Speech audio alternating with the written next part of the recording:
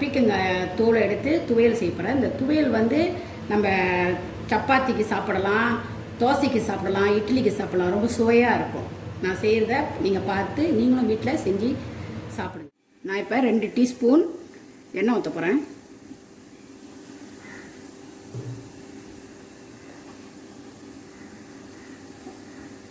துவையலுக்கு தேவையானது ஒரு வெங்காயம்,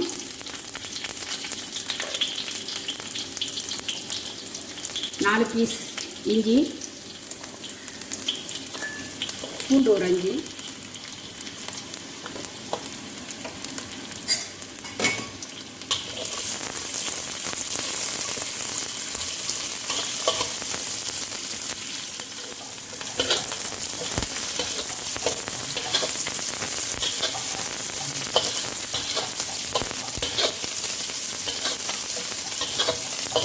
பச்சை மிளகா ஒரு 10 நல்லா வதக்கிக்கணும். உரப்பு கூட வேணும்னா நீங்கள் இன்னும் மிளகாவை ஆட் பண்ணிக்கலாம். ஓகே, இப்போ வெங்காயம் வதங்கிருச்சு, பூண்டு எல்லாம் நல்லா வதங்கிருச்சு, மிளகாவும் வதங்கிருச்சு. இப்போ தேங்காய் பூ போட போகிறோம். தேங்காய் பூவும் கொஞ்சம் நல்லா வதக்கிக்கணும்.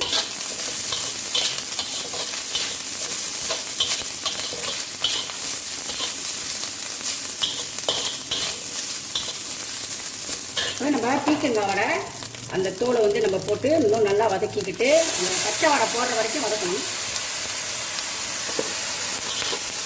இதில் துவையல் செஞ்சு சாப்பிட்டிங்கன்னா நல்லாயிருக்கும், ருசியாகவும் இருக்கும். வீட்டில் எல்லாருக்கும் செஞ்சு கொடுத்து பாருங்க. பிள்ளைங்களுக்கு வந்து தோசையில் சாப்பிட்டா இன்னும் ருசியாக இருக்கும். இட்லி, சப்பாத்தி இதெல்லாம் நம்ம செஞ்சு சாப்பிட்லாம். அந்த காலத்திலலாம் அம்மியில் அரைப்பாங்க, இப்போலாம் வந்து பிளெண்டரில் நம்ம அரைச்சிக்கிறோம். அதனால அம்மியில் அரைச்சா இன்னும் ருசியாக இருக்கும். அந்த கல் இதுக்கு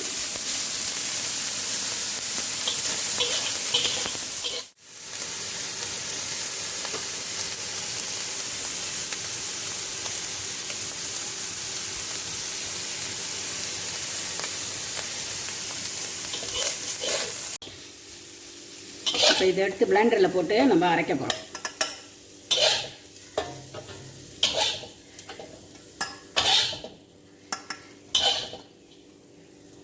அரைக்கும் போதே நம்ம அதில் புளி ஊற்றிக்கணும்.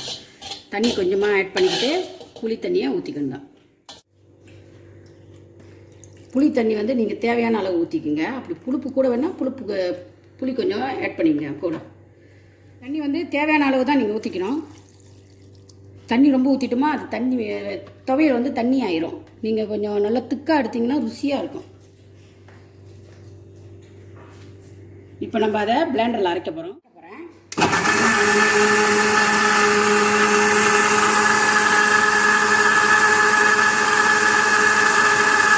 மாதிரி லேசாக அரைச்சிக்கணும். நல்லா மைய அரைஞ்சிருச்சு பாருங்க.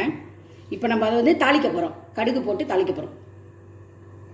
3 டீஸ்பூனு எண்ணெய் ஊற்றிக்கிறோம்.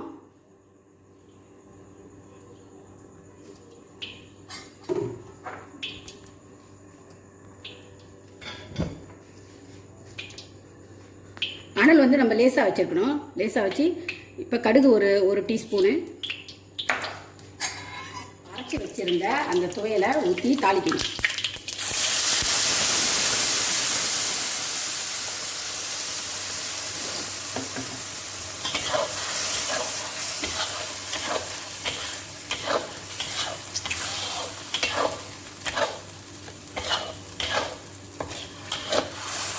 நமக்கு தேவையான அளவு உப்பு கொடுக்குறோம். இதை வந்து என் வீட்டில் உள்ள பிள்ளைங்கள்லாம் நல்லா விரும்பி சாப்பிடுங்க. தோசைக்கு நல்லா சாப்பிடுங்க. நீங்கள் சாதத்துலேயும் வச்சு சாப்பிடலாம். இதை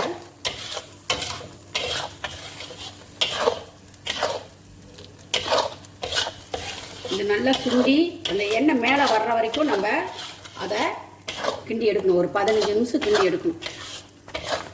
அப்போ தான் அது வந்து நல்ல சுவையாக இருக்கும், கூட சுவையாக இருக்கும்.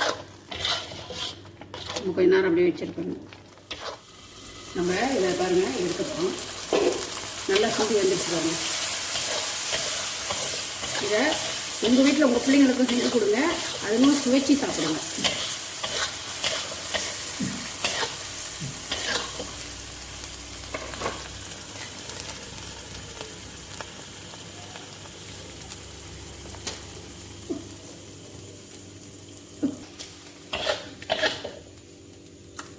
ரெடி ஆகிடுச்சு. இப்போ துவையல் பீக்கங்காய் துவையல்.